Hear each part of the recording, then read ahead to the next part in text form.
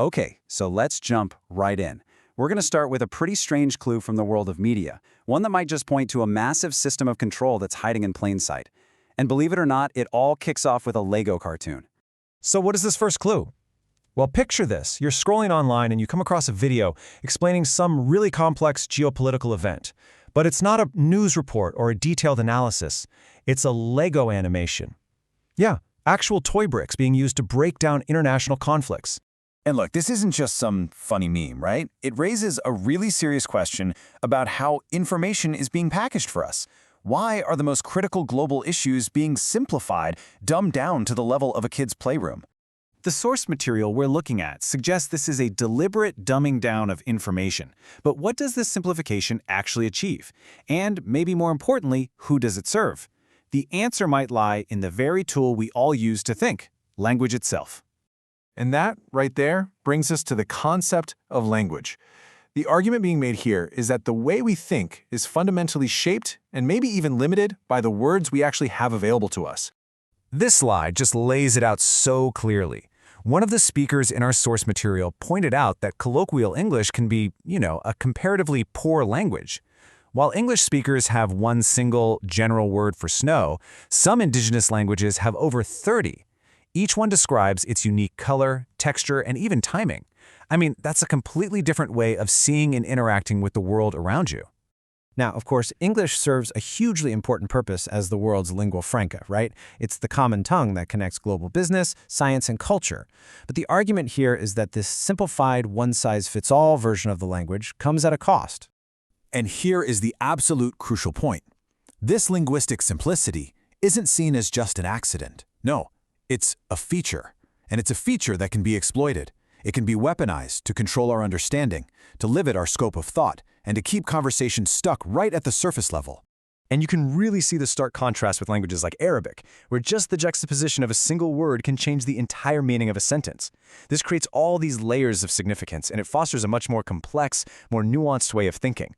So, if our cognitive tools are being limited, where does that training even begin? Well, that brings us straight to the modern education system, which the source material identifies as the primary engine where these intellectual and linguistic limitations are first taught and then reinforced, over and over again. See, the argument here is that maybe the goal isn't what we think it is. It's not necessarily to educate in that classical sense, to create independent, critical thinkers. Instead, it might be about achieving a very specific and much more limited outcome. And this is where the thinking leads to a really startling parallel. The argument is that two systems that we think of as total opposites, mainstream Western schooling and so-called radical madrasas, can sometimes use the exact same methodology, rote learning. The whole focus is on memorizing facts and then just regurgitating them, not on developing a process for independent thought. And the fallout from this? It's huge. This method produces individuals who are trained to follow instructions and repeat information, but not to question it, not to connect different ideas or solve complex problems on their own. In short, it fosters a kind of intellectual dependency. Okay, so if this isn't some big cosmic accident, then what is it? Well, the source suggests this isn't a flaw in the system. Instead, it's the fundamental design, a blueprint for social control that's been used for centuries. And this is where the argument gets really, really provocative. The source frames this entire system as an evolution of colonial indoctrination. It's described as a tested and proven method, not just for ruling lands far away, but for creating a compliant and manageable population right here at home. The goal is to produce a predictable mindset. So what's the end game, psychologically speaking? Well, it's something called learned helplessness. It's that feeling you get when you start to believe that your actions just don't matter, so you stop even trying. This deep-seated belief that you are powerless, well, that makes a person far easier to control. And when you see this cycle laid out like this, it's chilling because it's so logical. First, the system fails certain communities. Then, denied that feeling of self-esteem through traditional schooling, young people naturally go looking for it somewhere else.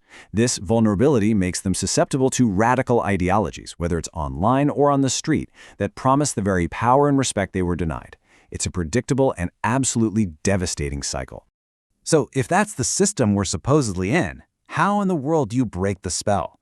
How can anyone reclaim their intellectual sovereignty and actually start to think for themselves again?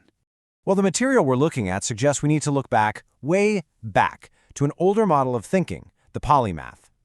Ancient civilizations produced these brilliant scientific minds who were also deeply spiritual. For them, there was no conflict between the material world and the metaphysical. It was a holistic worldview, one we've largely lost to hyperspecialization and materialism. Yeah, this quote just nails it, doesn't it?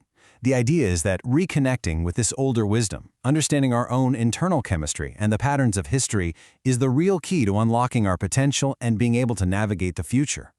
So what's the actual game plan? What's the practical countercode here? Well, things like learning multiple languages literally build new neural pathways in your brain.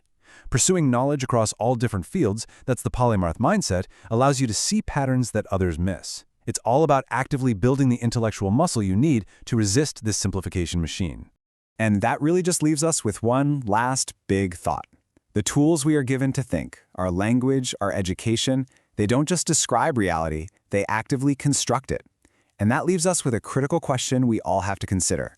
Whose version of reality are we accepting, and what kind of world do we really want to build for ourselves?